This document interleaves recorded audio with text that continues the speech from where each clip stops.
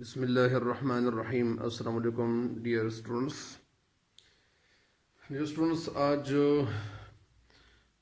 اردو لازمی جماعت دہم کی تشریح اپلوڈ کرتا ہوں، اور یہ جو غزل ہے یہ جگر علی سکندر جگر مراد آبادی کی لکھی ہوئی ہے، اور یہ غزل نمبر 1 ہے جو سال پشاور بورڈ کے سلیبس کے عین مطابق ہے. تو علی سکندر جگر مراد آبادی کے حوالے سے تنقیدی نوٹ بھی تو پڑھنا چاہیے تھا اور وہ نوٹ بھی سمجھانا چاہیے تھا، لیکن اس سے پہلے کہ یہ تشریح جو ہے وہ اپلوڈ کرتا ہوں، تو ڈیئر اسٹوڈنٹس، یہ جو غزل ہے تو یہ بہت خوبصورت غزل جو ہے لکھی گئی ہے اور لکھی ہوئی ہے. تو امید کرتا ہوں کہ آپ شعر کی تشریح سمجھ جائیں گے خوبصورت طریقے سے اللہ کی فضل و کرم سے. رب اشرح لی صدری ویسر لی امری واحلل عقدۃ من لسانی یفقهوا قولی. وعنت الوجوه للحي القيوم قد خاب من حمل ظلما. تو غزل کی تشریح شروع کرنے سے پہلے اور بڑھنے سے پہلے میرے اس چینل پہ نئے ہر آنے والے میرے اس چینل کو سبسکرائب ضرور کریں، کیونکہ میری ہر نئی آنے والی ویڈیو آپ کو پر وقت پہنچتی رہے، اور بیل آئیکن ضرور دبائیں. بیل آئیکن پہ گھنٹی کے نشان ضرور دبائیں. تو آئیے بڑھتے ہیں جو اسٹوڈنٹس غزل کے پہلے شعر کی جانب. کسی صورت نمود سوز پنہانی نہیں جاتی، کسی صورت نمود سوز پنہانی نہیں جاتی، بجھا جاتا ہے دل چہرے کی تابانی نہیں جاتی. کسی صورت یعنی کسی بھی طرح سے، نمود کے معنی اظہار، نمائش، سوز کے معنی غم، پنہانی چھپا ہوا یعنی چھپا ہوا غم، نہیں جاتی یعنی وہ چھپا ہوا غم جو ہوتا ہے وہ چھپا نہیں رہ سکتا. کیوں نہیں رہ سکتا یہ بتاتا ہوں پھر. بجھا جاتا ہے دل چہرے کی تابانی نہیں جاتی، یعنی بجھ جاتا ہے دل بجھ جاتا ہے. عشق کرنے سے دل جو ہے، کبھی کبھار دل پہ ایسی حالت آ جاتی ہے کہ دل بجھ جاتا ہے، چہرے کی تابانی نہیں جاتی، اور انسان کوشش کرتا ہے کہ میرا چہرہ وہ چمکتا ہوا دمکتا ہوا لوگوں کو نظر آئے، لیکن میرے دل میں جو جذبہ ہے اور میرا دل جو بجھا ہوا ہے، یہ بجھا ہوا دل، یہ چہرے کی تابانی جو ہے، چہرے کی تابانی کی وجہ سے میرے اندر جو دل ہے اس کی حالت کسی کو پتہ نہ چلے. تو اس شعر کی نثر کچھ یوں ہے کہ اس شعر نثر کچھ یوں ہے، اور یہ مفہوم کچھ اس طرح سے ہے کہ ایک انسان کے دل میں جو غم ہوتا ہے تو وہ چھپا ہوا نہیں رہ سکتا، وہ غم چھپا ہوا نہیں رہتا، اس لیے کہ وہ غم ایک نہ ایک دن وہ ضرور باہر آ جاتا ہے. ایک انسان جتنی بھی کوشش کرے اس غم کو چھپانے کی، لیکن وہ غم ایک نہ ایک دن ضرور باہر آ جاتا ہے اور وہ لوگوں کو پتہ چل جاتا ہے. بڑھتے ہیں تشریح کی طرف، لیکن اس میں تھوڑا سا حوالے شعر بھی دینا چاہیے. اور یہ اشعار جو ہے یا اسی طرح یہ شعر یا یہ اشعار جگر مراد آبادی کی غزل سے لیے گئے ہیں، اور جگر کا جو اصل نام تھا وہ علی سکندر تھا، اور وہ مراد آباد ہندوستان کے رہنے والے تھے، وہاں ہندوستان میں یعنی وہ پیدا ہوئے تھے. ان کا شمار اردو کے جدید شاعروں میں ہوتا ہے، اور ان کا جو شمار تھا وہ جدید یعنی ماڈرن شاعر جو ہے تو ان کا شمار اس میں ہوتا ہے. ان کی جو غزلیں ہیں ان میں مٹھاس اور شیرینی بھری ہوئی ہے، اور ساتھ ساتھ ایک خوبصورت کیفیت انسان پہ طاری ہو جاتی ہے اور کیفیت وہ پائی جاتی ہے. ان کے اشعار میں موجودہ جو ینگ جنریشن ہے، یعنی ینگ جنریشن یا موجودہ نسل جو کو خاص اپنے جذبات و احساسات کی ترجمانی ملتی ہے. یعنی ان کی غزلیں جو ہے وہ عکاسی کرتی ہیں جو ماڈرن جو جنریشن ہے اس حوالے سے. تو تشریح کی طرف بڑھتے ہیں. شعر کی تشریح کچھ اس طرح سے ہے.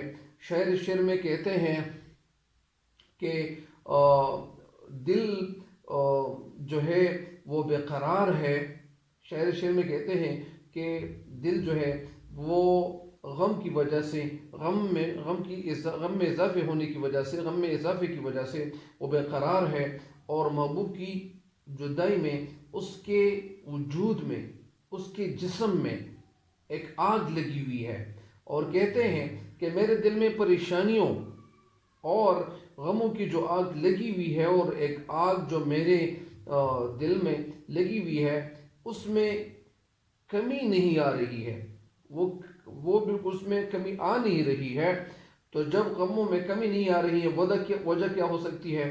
یعنی میں اندر سے جلتا رہتا ہوں، میں اندر ہی اندر جلا رہتا ہوں، اور اندر ہی اندر میں جو ہے ایک آگ سے میں کھیل رہا ہوں. اور محبوب کی چاہت بھی میری بے قراری کی گواہی دے رہی ہے. یعنی وہ جو محبوب کی چاہت ہے، یعنی میں محبوب کو جو چاہتا ہوں، اور میرے اندر جو چاہت ہے محبوب کی، تو وہ بے قراری جو ہے وہ گواہی دے رہی ہے. یعنی میرا دل جو بے قرار ہے تو اس وہ بے قراری گواہی دے رہی ہے کہ اس بے قراری گواہی دے رہی ہے، اور اس کی جو بے وفائی ہے محبوب کی، اور جو بے رخی وہ میرے ساتھ کرتا ہے، جو بے وفائی میرے ساتھ وہ روا رکھ رہا ہے، تو میرے دل میں نہ بجھنے والی جو آگ میرے محبوب نے بھڑکائی ہے. یعنی میرے دل میں جو آگ پیدا ہوئی ہے، اور جو شعلے میرے دل میں بھڑکے ہوئے ہیں، اور جو آگ میرے اندر بھڑکائی ہوئی ہے میرے محبوب نے، میرے بے وفا وہ محبوب نے، تو وہ کبھی ختم ہونے والا یا وہ کبھی ختم ہونے والی نہیں. یعنی میرا دل تو بجھ رہا ہے، میرا دل بے چین ہو رہا ہے، اور میرا دل جو ہے وہ بجھا ہوا ہے، اور بجھا سا رہتا ہے، بجھا ہوا ہے. مگر چہرہ ظاہری طور پر لوگوں کو تو میرا دل تو روشن نظر آ رہا ہے، یا میرا جو چہرہ ہے وہ تو لوگوں کو، یعنی میرے چہرے پہ لوگوں کو غم کے نشانات نظر نہیں آ رہے ہیں. اور میں اپنے چہرے کو اس لیے خوش رکھنا چاہتا ہوں، اور میں جو مسکراتا ہوں، اور میرا چہرہ جو روشن ہے اور مسکرایا ہوا لوگوں کو نظر آ رہا ہے، تو یہ چہرہ میں نے اس لیے اس طرح بنایا ہوا ہے. تبسم ہر وقت میں رہتا ہوں، اور میں اس لیے متبسم ہوں، اور میں اس لیے متبسم ہوں، اور مسکراہٹ جو ہے وہ میرے چہرے پہ موجود ہے کہ لوگوں کو پتہ نہ چلے، کہ لوگوں کو میرے دل کے اندر جو لگی ہوئی آگ ہے وہ محسوس نہ ہو، وہ جلن محسوس نہ ہو، وہ بے قراری لوگوں کو محسوس نہ ہو. مگر ایسا ایسا کیسے ہو سکتا ہے کہ جب آپ کے دل میں عشق کی آگ جو ہے وہ لگی ہوئی ہو، اور وہ لوگوں کو پتہ نہ چلے. اس کو اگر آپ ہزاروں دفعہ، اگر اس آگ کو لاکھوں دفعہ، کروڑوں دفعہ اگر اس آگ کو چھپایا جائے، لیکن وہ آگ جو ہے وہ چھپا ہوا، وہ عشق جو ہے وہ چھپا ہوا نہیں رہ سکتا. مگر پھر بھی ظاہر ہوتا ہے. یعنی وہ جو آگ وہ ہے تو وہ آگ وہ ظاہر ضرور، یعنی جو آپ کے دل میں لگی ہوئی آگ ہوتی ہے تو اس کا اظہار وہ ضرور ہوتا ہے، وہ چھپا ہوا نہیں رہ سکتا. تو امید کرتا ہوں اس شعر کی تشریح جو ہے میرے اسٹوڈنٹس وہ سمجھ چکے ہوں گے. نیکسٹ شعر کی تشریح کی طرف بڑھتے ہیں. لیکن اس کے حوالے سے ایک شعر ہے، وہ ایک شعر میں آپ کو یہاں قلم بند کرتا چلوں، یا جو شعر ہے وہ آپ کو سناتا چلوں، کہ وہ شعر کچھ یوں ہے، اس شعر کے ساتھ ریلیٹڈ ہے کہ جو آگ لگائی تھی تم نے اس کو تو بجھایا اشکوں نے. جو آگ لگائی تھی تم نے اس کو تو بجھایا اشکوں نے. جو اشکوں نے بھڑکائی ہے اس آگ کو ٹھنڈا کون کرے. جو اشکوں نے بھڑکائی ہے اس آگ کو ٹھنڈا کون کرے. تو یہ شعر جو ہے اس کے ساتھ یہ ریلیٹڈ ہے، اور اس سے ملتا جلتا شعر ہے. تو یہ شعر کی تشریح کے بعد انشاءاللہ آپ یہ شعر کو لکھو گے تو آپ کو زیادہ نمبر اللہ کے فضل و کرم سے ملیں گے۔ نیکسٹ شعر کی تشریح کی طرف بڑھتے ہیں۔ نیکسٹ شعر ہے کہ نہیں جاتی کہاں تک، نہیں جاتی کہاں تک فکر انسانی نہیں جاتی، مگر اپنی حقیقت آپ پہچانی نہیں جاتی۔ نہیں جاتی کہاں تک فکر انسانی نہیں جاتی، یعنی جو فکر انسانی ہے وہ نہیں جاتی، یعنی مطلب یہ ہے کہ وہ فکر انسانی فکر جو ہے، یہ انسان کے اندر جو سوچ ہے، وہ سوچ کی جو پہنچ ہے وہ دور تک نہیں، وہ سوچ دور تک یعنی نہیں پہنچ رہی۔ مطلب اس کا یہ ہے کہ وہ سوچ صحیح مطلب جو راستہ ہے، جو صحیح منزل ہے، اس منزل تک پہنچتا یعنی یہ سوچ جو ہے پہنچتی ہوئی نہیں ہے۔ مطلب اس کا یہ ہے کہ فکر انسانی جو ہے، ان کے اندر جو سوچ ہے وہ ابھی ناپختہ ہے، اور وہ سوچ اتنی وہ گہرائی پہ وہ لوگ نہیں کر رہے، مگر حقیقت آپ اپنی یعنی مگر اپنی حقیقت آپ پہچانی نہیں جاتی۔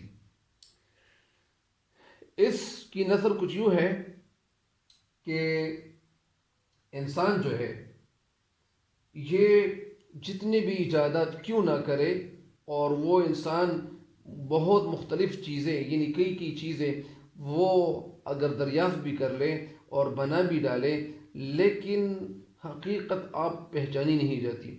لیکن یہ انسان اگر اپنی حقیقت کو نہ پالے، اپنی حقیقت انسان کی جو حقیقت ہے، اور انسان کو جس مقصد کے لیے بنایا گیا ہے، جس مقصد کے لیے تخلیق کیا گیا ہے، اگر یہ انسان وہ مقصد حاصل نہ کرے، مقصد کیا ہے؟ اللہ تعالیٰ کی رضا، اللہ تعالیٰ کی رضا وہ حاصل نہ کرے، اپنے آپ کو نہ پہچانے، تو مطلب یہ انسان جو ہے یہ انسان نہیں رہتا ہے۔ تو اس کی نظر کچھ یوں تھی، اور ابھی اس شعر کی تشریح کی طرف بڑھتے ہیں۔ اس شعر کی تشریح کچھ یوں ہے کہ شاعر اس شعر میں انسانی عقل و فکر اور تدبر یا اسی طرح یعنی سمجھداری کے بارے میں یا فکر کی داد دی ہے، اور کہتے ہیں کہ انسانی جو عقل ہے جو سوچ ہے، کہ انسانی سوچ عقل بلندیوں پر پرواز کر رہی ہے، یعنی بلندیوں تک انسانی عقل تو جا سکتی ہے۔ انسانی عقل نے ایسی چیزیں ایجاد کی ہوئی ہے، انسانی عقل جو ہے اس نے ایسی چیزیں ایسی ایجادات کی ہوئی ہے کہ جس کا پرانے دور میں یعنی تصور بھی نہیں کیا جا سکتا تھا، جس کے حوالے سے پرانے دور میں یعنی یہ امپاسبل تھا، وہ یعنی انسان ایسے منزل طے کر چکا ہے۔ آج کا انسان جو ہے وہ ستاروں اور سیاروں کی جو محفل ہے، یعنی آج کا انسان جو ہے وہ بہت دور تک پہنچ گیا ہے، اور یہ آسمانوں میں اور چاند میں یعنی اپنی زندگی جو ہے اس حوالے سے یہ سوچ رہا ہے کہ میں وہاں یعنی زندگی کی تلاش جاری ہے انسان کے دل میں، اور یہ انسان جو ہے وہ آگے ایجادات کرتے جا رہے ہیں۔ لیکن شاعر کیا کہنا چاہتے ہیں؟ لیکن اس کے باوجود اور اس کے ساتھ ساتھ انسان جو ہے وہ سمندروں کی جو تہ ہے، سمندر کی جو گہرائی ہے، اس میں زندگی گزارتا ہے، اور جس طرح بہتا ہوا جو پانی ہے، بہتے ہوئے پانی سے بجلی اس انسان نے ایجاد کی ہوئی ہے، اور اسی طرح انسان جو ہے ایسے جہاز بنائے ہیں کہ جن جہازوں میں بیٹھ کر انسان یعنی ایک ملک سے دوسرے ملک تک بآسانی پہنچ سکتا ہے۔ لیکن اس کے باوجود انسانی جو فکر ہے، انسانی فکر کا جو معیار ہے، وہ اس معیار کا اندازہ تو کوئی کر نہیں رہا ہے، یعنی اس کا اندازہ کوئی نہیں کر سکتا، مگر یہ انسانی جو عقل ہے، یعنی انسان نے اتنی ترقی کی ہوئی ہے کہ انسان کی اس ترقی کو دیکھتے ہوئے انسان حیران رہ جاتا ہے۔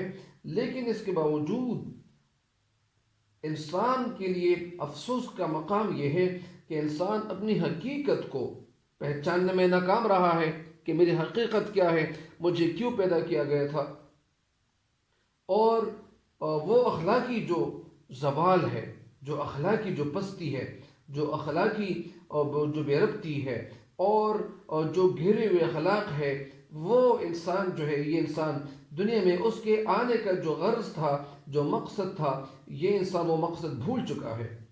صرف آسمانوں پہ یا آسمانوں تک پہنچنا، یا چاند تک پہنچنا، یا اسی طرح جہاز میں بیٹھنا، دنیا کا سفر کرنا، صرف یہ مقصد تو نہیں تھا۔ اس انسان کا مقصد کچھ اور بھی ہے۔ دنیا میں اس کے آنے کا جو مقصد تھا، جو غرض تھا، تو وہ کیا تھا کہ وہ اللہ اور اس کی زندگی کا جو مقصد تھا وہ یہ تھا کہ یہ انسان اللہ اور رسول پاک صلی اللہ علیہ وسلم کے جو احکام ہیں کے مطابق اپنی زندگی گزارے گا۔ لیکن یہ انسان جب آیا اور اس نے مختلف ایجادات دیکھیں، اور پھر جب انسان جو آج کل کے دور میں انسان جو ہے وہ عیش و عشرت میں اتنا گھر چکا ہے، عیش و عشرت کی زندگی میں گزارنے میں اتنا گھر چکا ہے کہ اس انسان کو جو ہے اپنی اصلیت جو ہے وہ بھول گیا ہے، اور یہ انسان اپنی اصلیت کھو بیٹھا ہے کہ میری اصلیت کیا تھی، میں کیا تھا، میں جب پیدا ہوا تھا میں اس وقت کمزور تھا۔ لیکن جب انسان جو ہے وہ طاقت کے نشے میں اپنے آپ کو بھول جاتا ہے، اور پھر ایسا وقت آ جاتا ہے کہ اس انسان کو پھر قبرستان کی طرف لے جایا جاتا ہے، لیکن اس وقت انسان جو ہے وہ اپنی حقیقت کو کیسے منوائے گا، کیسے تقسیم کرے گا؟ لیکن آگے شاعر کہتے ہیں کہ یعنی اللہ تعالیٰ کے اس انسان کا جو مقصد تھا وہ یہ تھا کہ انسان جو ہے اللہ جل جلالہ اور اس کے جو رسول پاک صلی اللہ علیہ وسلم کے احکام کے مطابق یعنی زندگی بسر کرے گا، زندگی گزارے گا، مگر وہ انسان اپنی زندگی کے مقصد سے جو ہے وہ ہزاروں میل دور ہے، وہ بہت دور ہے۔ جو مقصد تھا، جس مقصد کے لیے انسان کو پیدا کیا گیا تھا، اس مقصد کو انسان جو ہے وہ بالکل بھول چکا ہے، بالکل بھولا چکا ہے۔ جس طرح ایک حدیث قدسی ہے، اور وہ کچھ یوں ہے: من عرف نفسہ فقد عرف ربہ، یعنی اس کا ترجمہ کچھ یوں ہے کہ جس نے خود کو پہچانا، حقیقت میں اس نے اپنے رب کو پہچانا۔ اور یہ انسان جو ہے اپنی زندگی کی ایسی حقیقتوں سے ناواقف ہے، انسان جو ہے اپنی زندگی کی ایسی حقیقتوں سے ناواقف ہے جس کی وجہ سے وہ نیکی اور بدی میں تمیز نہیں کر سکتا ہے۔ ان انسان جو ہے انسان کے سامنے کچھ ایسی حقیقتیں جو ان کے سامنے موجود ہے، لیکن یہ انسان جو ہے ان حقیقتوں کو دیکھنے کے باوجود ناواقف ہی رہتا ہے، یعنی انفیملیئر رہتا ہے، جس کی وجہ سے اور جس کے سبب یہ انسان جو ہے نیکی اور بدی میں تمیز نہیں کر سکتا ہے۔ نیکی اور بدی میں تمیز کیسے کرے گا؟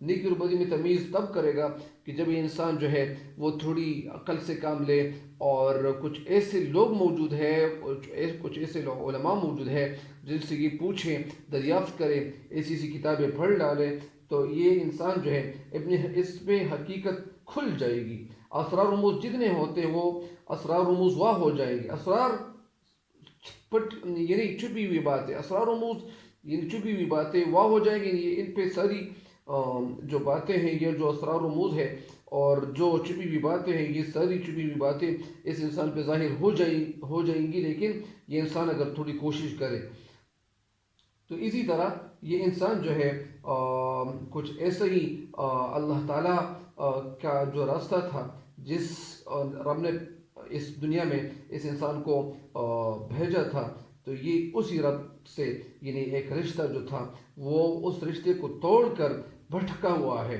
اور اپنی من چاہی زندگی کو اختیار کرتے ہوئے اپنی زندگی گزارتا رہا ہے۔ لیکن جو حقیقت سامنے ہے، اور اس حقیقت کی انسان جو ہے یہ بالکل بھولا چکا ہے۔